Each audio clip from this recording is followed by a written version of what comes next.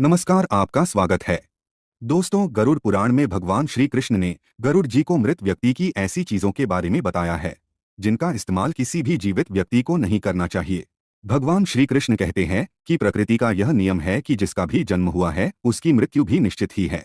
मृत्यु ऐसा सत्य है जिसे कोई भी नकार नहीं सकता है।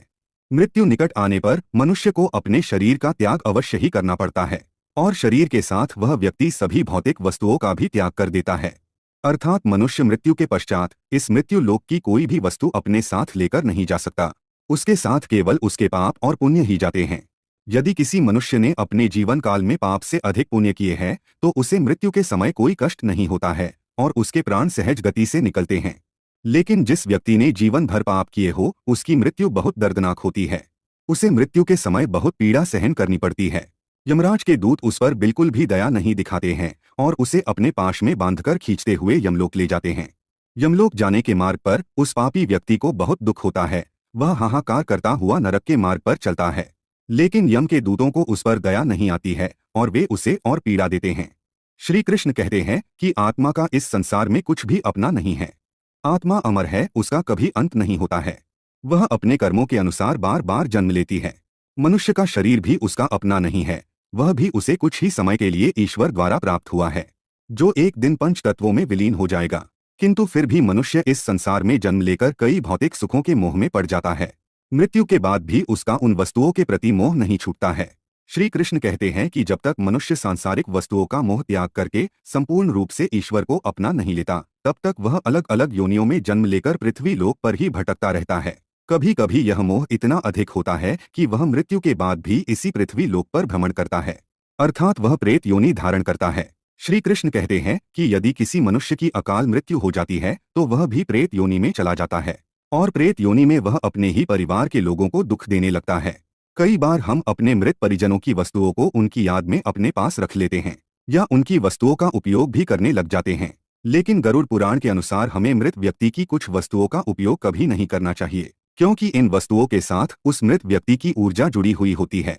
उस मृत व्यक्ति का उन वस्तुओं के प्रति मोह बहुत अधिक होने के कारण वह मृत्यु के बाद भी उन वस्तुओं से जुड़ा रहता है और यदि कोई इन वस्तुओं का प्रयोग करता है तो उसे कई परेशानियों का सामना करना पड़ता है। वह मृतात्मा उसे कई प्रकार से कष्ट देने लगती है।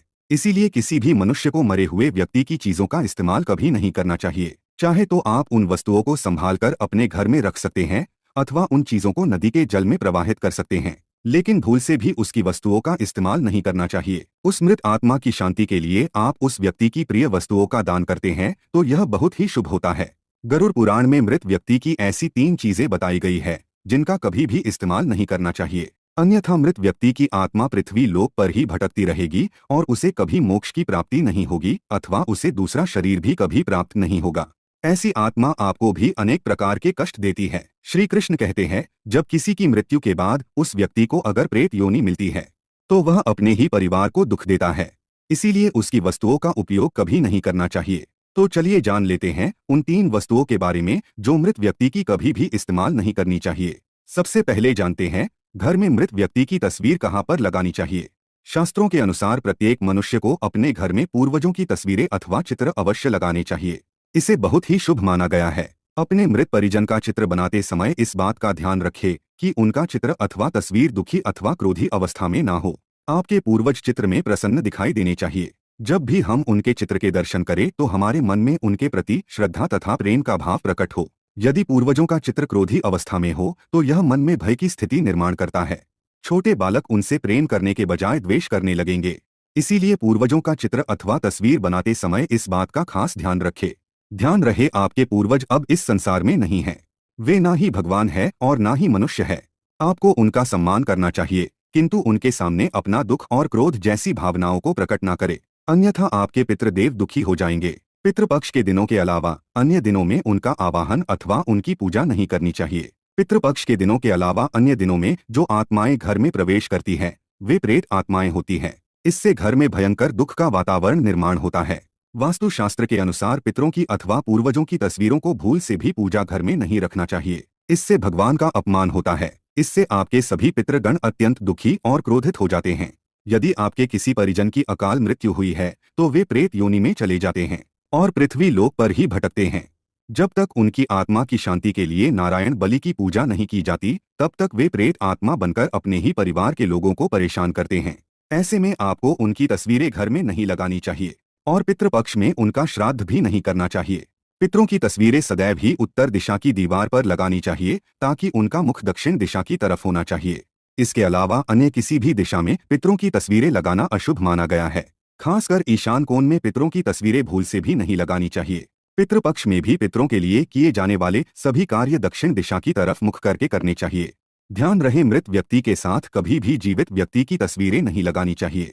साथ ही शयन कक्ष में और रसोई घर में पितरों की तस्वीरें न लगाएं। आइए अब जानते हैं मृत व्यक्ति की कौन सी चीजों का उपयोग नहीं करना चाहिए। सबसे पहली चीज है मृत व्यक्ति के कपड़े। गरुड़ पुराण के अनुसार मृत व्यक्ति के कपड़ों का कभी भी इस्तेमाल नहीं करना चाहिए। उन्हें भूलकर भी पहनना नहीं चाहिए। ऐसा करने से मृत व्यक्ति की आत्मा उस व्यक्ति से जुड़ जाती है जो इनका इस्तेमाल करता है। मृत व्यक्ति की यादें उस व्यक्ति को सताने लग जाती है जो उनके कपड़ों का इस्तेमाल करता है, जिस कारण वो व्यक्ति मानसिक और शारीरिक रूप से कमजोर हो जाता है। उस व्यक्ति को अपने मृत परिजन की ऊर्जा का एहसास भी होने लगता है। इसलिए मृत व्यक्ति के कपड़े कभी भी नहीं पहनने चाहिए। मृत व्यक्ति के कपड़े हमेशा दान कर देने चाहिए, जिससे उसकी आत्मा को शांति प्राप्त हो जाती है। दूसरी चीज है मृत व्यक्ति के गहने। गरुड़ पुराण में कहा गया है कि मृत व्यक्ति के गहने भी उसके कपड़ों की तरह ही उसकी ऊर्जा के स्रोत होते हैं। मृत व्यक्ति का अपने गहनों से लगाव कपड़ों से भी कई गुना ज्यादा होता है, क्योंकि प्रत्येक व्यक्ति गहने खुद को सुंदर प्रतीत करने के लिए पहनता है। लेकिन जब व्यक्ति की मृत्यु हो जाती है और उसके गहने कोई दूसरा व्यक्ति पहन लेता है, तब मृत व्यक्ति की आत्मा असहज महसूस करने लगती है। वो आत्मा उस व्यक्ति को परेशान करने लग जाती है। आत्मा मोक्ष की राह पर न जाकर इसी मृत्यु लोक में अपने ही परिजनों को ही परेशान करने लग जाती है। इसलिए मृत व्यक्ति के गहनों का कभी भी इस्तेमाल नहीं करना चाहिए। व्यक्ति की मृत्यु के बाद उसके गहनों को गलाकर अन्य आभूषण करवा लेने चाहिए, अन्यथा उन्हें मंदिर में दान कर देना चाहिए। तीसरी चीज है मृत व्यक्ति की घड़ी। कपड़ों और गहनों की तरह घड़ी भी एक मृत व्यक्ति की प्रमुख ऊर्जा स्रोत होती है। गरुड़ पुराण में घड़ी के बारे में नहीं कहा गया है, लेकिन अनेकों ज्योतिष शास्त्र यह बताते हैं कि मृत व्यक्ति की घड़ी भी उससे जुड़ाव का कार्य करती है, क्योंकि घड़ी उस व्यक्ति से जीवन भर जुड़ी रहती है और उसके समय का निर्धारण करती है। इसलिए उस व्यक्ति की मृत्यु के पश्चात उसके समय का भी अंत हो जाता है, जिस कारण उस व्यक्ति की घड़ी का कभी भी इस्तेमाल नहीं करना चाहिए। ऐसी मृत व्यक्ति की घड़ी को हमेशा दान ही करना उत्तम माना जाता है। तो दोस्तों, उम्मीद है आपको यह जानकारी अच्छी लगी होगी। वीडियो को लाइक जरूर करें, कमेंट में जय पितृदेव और जय श्री कृष्ण अवश्य लिखें। साथ ही चैनल को सब्सक्राइब जरूर करें। आप सभी का धन्यवाद।